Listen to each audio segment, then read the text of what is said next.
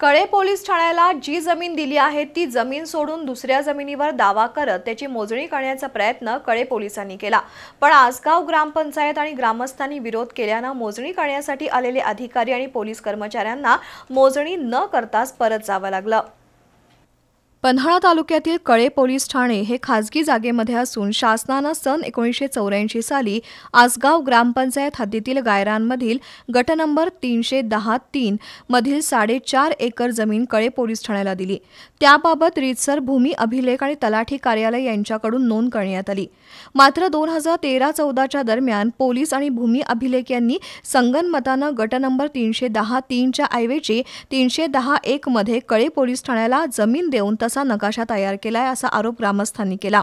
दरम्यान त्या जागेची मोजणी करण्यासाठी आलेल्या भूमी अभिलेख अधिकारी आणि जमीन ताब्यात घेण्यासाठी आलेल्या पोलीस कर्मचाऱ्यांना ग्रामपंचायत आणि ग्रामस्थांनी तीव्र विरोध केला।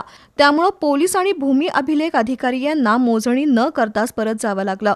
याबाबत कळे पोलीस ठाण्याचे सहाय्यक पोलीस निरीक्षक रणजित पाटील आणि शाहूवाडी उपविभागीय उपअधीक्षक अप्पासो पवार यांच्याशी संपर्क साधला असता संबंधित जमीन जिल्हा पोलीस अधीक्षक यांच्या नावे असल्याने येत्या काही दिवसात पुन्हा मोजणी करून जमीन ताब्यात घेण्यात येईल असं त्यांनी सांगितलं।